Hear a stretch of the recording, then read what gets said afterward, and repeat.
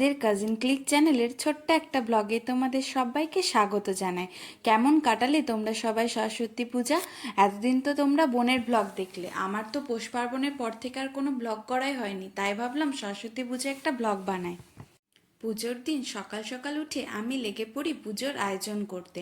প্রথমে মাকে চানমালা, শাখা, নোয়া, আলতা, সিঁদুর, মালা সব কিছু পরিয়ে সুন্দর করে সাজিয়ে নিলাম। এরপর আলপনা দিয়ে নিচ্ছিলাম, কারণ তার চারিপাশটাও তো সাজাতে হবে।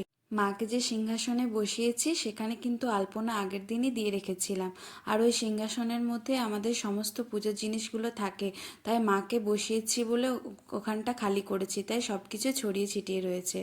তোমরা ওখানটা একটু ইগনোর করো, পুজোর পরে কিন্তু আমি সব কিছুই গুছিয়ে নিয়েছিলাম। এরপর আমি এক এক করে পুজোর আরও সমস্ত জোগাড়গুলো করে নিচ্ছিলাম। ধূপ, প্রদীপ, ফল, মিষ্টি সব কিছু সুন্দর করে সাজিয়ে নিচ্ছিলাম।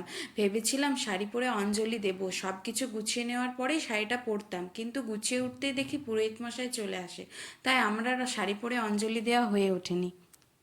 পিসিমনের বাড়িতে বোনের সরস্বতী পুজোর ব্লগটা নিশ্চয়ই তোমরা শর্টসেই আগে দেখে নিয়েছো। আমি, ভাই আর আমাদের পাশের বাড়ির একটা দাদার মেয়েও আমাদের সাথে অঞ্জলি দিয়েছিল।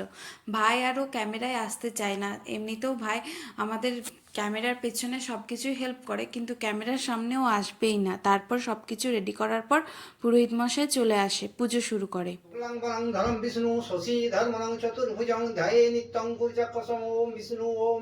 পাশের বাড়ির যে দাদার মেয়েটার কথা বললাম, ওর নাম প্রিয়া, ও আমার আগে স্টুডেন্ট ছিল। বৌদি যখন প্রিয়াকে দিতে আসে তখন মা সরস্বতীর জন্য একটা ফুলের মালা এনেছিল, কিন্তু আমি তো পড়াতে ভুলেই গেছিলাম, পরে মা মনে করায় সেটা পরিয়ে দিই।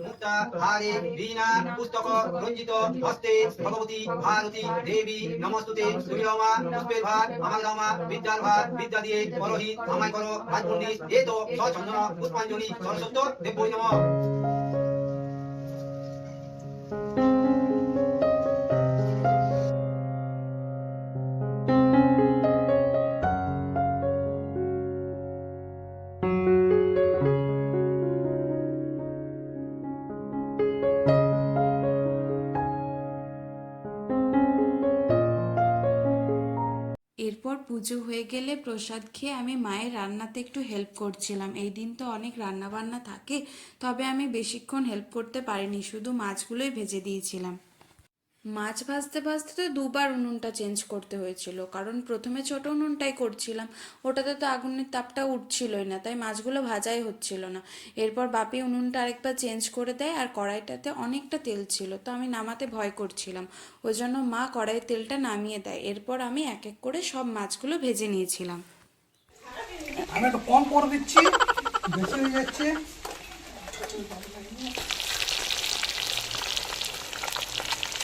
এরপর কিন্তু বাপির সাথে সাথে আমিও মাছগুলো কম করতে গেছিলাম। গরম গরম মাছ ভাজা খেতে কারি না ভালো লাগে। এরপর মা বাঁধাকপির তরকারিটা বসিয়ে নিচ্ছিল, কিন্তু সব রান্নাগুলো আমি দেখিয়ে উঠতে পারিনি। আমি চলে যাবার পর কিন্তু বাপি মাকে রান্নায় হেল্প করে দিয়েছিল। এরপর আমি রেডি হয়ে গেছিলাম কলেজ যাবার জন্য। কত যে সময় লেগেছিল, আগে একটা অন্য শাড়ি পরেছিলাম, সেটা চেঞ্জ করে আবার এই শাড়িটা পরলাম। আমার কলেজ যেতে বেশ অনেকটাই লেট হয়ে গেছিল, 2টো কি 3টে হবে, টাইমটা ঠিক আমার মনে নেই, তবে অনেকই ভিড় ছিল তখনও। অনেক বন্ধুদের সাথে দেখা হয়েছিল, কিন্তু সবার সাথে ভিডিও করা হয়নি, হয়তো সকাল সকাল গেলে আরও সব অনেক বন্ধুদের সাথে দেখা করতে পারতাম। এই যে কলেজের মা সরস্বতী, আর যে পুরোহিত মশাই ছিলেন তিনি হচ্ছেন আমাদেরই জিওগ্রাফি ডিপার্টমেন্টের স্টাফ, তাই আমাদের কলেজে পুরোহিত মশাইয়ের কোনো অভাব হয় না। তারপর এখানে আমার একটা ফ্রেন্ডের সাথে দেখা হয়, ওর নাম সঞ্চনা, ওর বড় এসেছিল। তারপর আমরা আরও ঠাকুর দেখি, কিন্তু সব ঠাকুরেরই ভিডিও করা হয়নি। তারপর আমরা চলে যাই একটা রেস্টুরেন্টে। এখানে এসে প্রথমেই যা কাজ, ছবি তোলা। রেস্টুরেন্টের অ্যাম্বিয়েন্সটা খুবই সুন্দর ছিল, গিয়ে কিছু বন্ধুদের সাথে দেখা হয়ে যায়। এই টেবিলে যারা বসেছিল তাদের কথাই বলছি।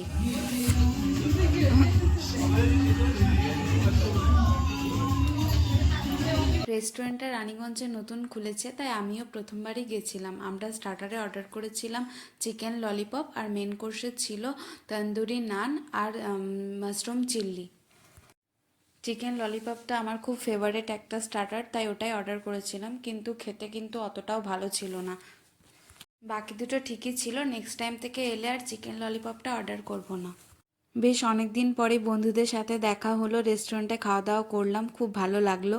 এটা হচ্ছে যখন খাবার দিল, প্লেটটা কত সুন্দর লাগছে, আর এটা হচ্ছে যখন আমাদের খাওয়া শেষ। একটা ট্রানজিশন দেখালাম তোমাদেরকে। এরপর আমরা আরও কতগুলো ঠাকুর দেখি এবং তারপর বাড়ি আসি। বাড়ি ফিরতে সন্ধে হয়ে গেছিলো। ভিডিও ভালো লাগলে লাইক, শেয়ার, কমেন্ট আর সাবস্ক্রাইব করে দিও। দেখা হবে নেক্সট কোনো ব্লগে। বাই। যাওয়ার আগে ফলো করতে কিন্তু ভুলো না।